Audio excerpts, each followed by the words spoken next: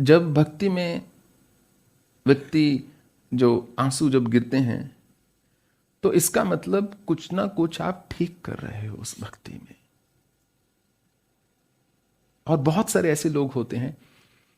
जो कहते हैं कि हमें वो भाव नहीं आ पाता, हम नहीं रोना या मान लीजिए कभी। शायद मैं ऐसा नहीं कहूंगा कि उनकी भक्ति कहीं कम हो गई,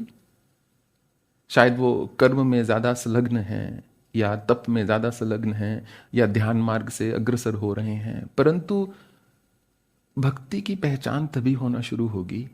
कि आपका हृदय पिघला के नहीं, द्रवित हुआ कि नहीं। तो नवदा भक्ति जो कही है उसके जैसे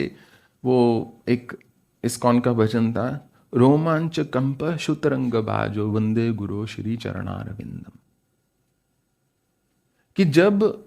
मैं उनकी लीलाओं का वर्णन सुनता हूं श्री कृष्ण की, जब मैं अपने गुरु के चरणों का ध्यान करता हूं, जब मैं उनको मृदंग बजाता हुआ सुनता हूं, तो मेरे हृदय में, मेरे मन में रोमांच उत्पन्न होता है, कंपन उत्पन्न होता है और मेरी आंखों से आंसू गिरते हैं।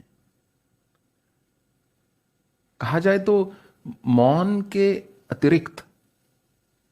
केवल अश्रु ही हैं जिससे व्यक्ति अपने ईश्वर से बात कर सकता है, क्योंकि उसमें कोई शब्द नहीं है। मौन तो मन में रह गया, परंतु अश्रु ऐसे होते हैं जो आपने अपने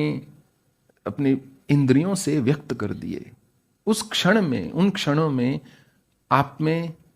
और आपके इष्ट में कोई अंतर ना रह गया,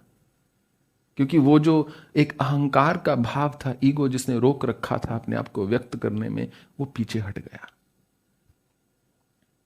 और अब आप निर्मल हो रहे हैं, जैसे जैसे अश्रुपूर्ण हो रहे हैं। तो ये एक बहुत अच्छी ही बात है, ऐसा हमारा मानना है।